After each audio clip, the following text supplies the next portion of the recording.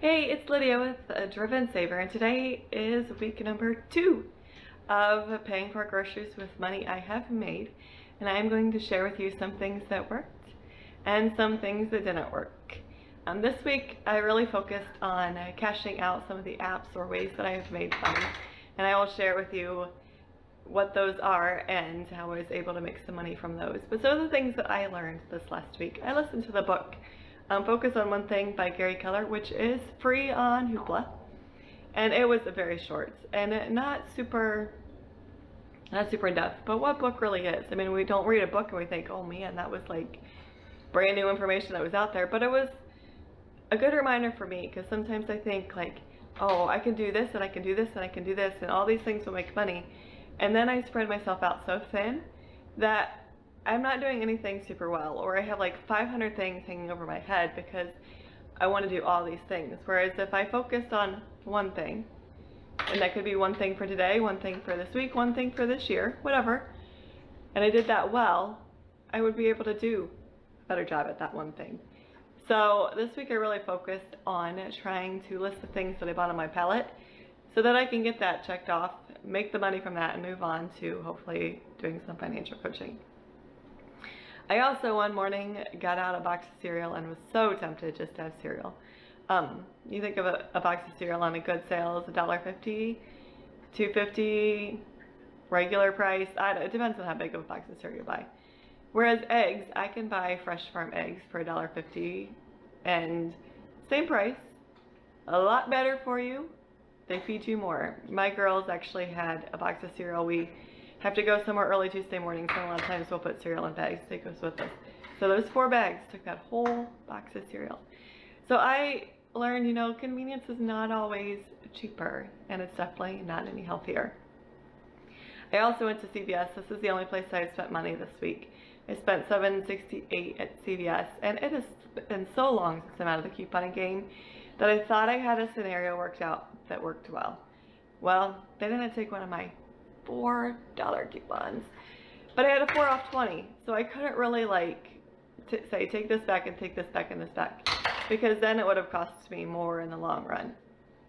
So I ended up spending more than I wanted to. So I need to have like a game plan in mind of like, if this doesn't work, then I need to do this instead.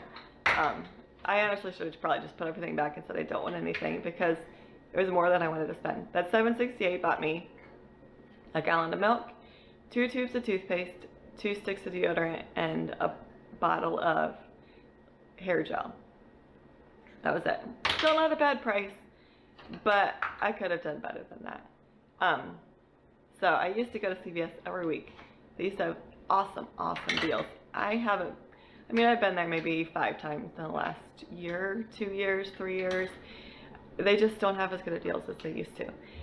So my lesson is I should not be couponing when I'm in a rush or trying to get somewhere fast, because that's what happened the other day. So those are some things that I have learned this week. How I have made money this last week. I sold something for $5, so that was $5 that went towards the groceries. I also cashed out ibotta. You hit ibotta a $20 threshold and you can cash out. Well, there I am sitting with $20 on this app that I can use. So I went ahead and cashed that out. That went directly in my grocery envelope.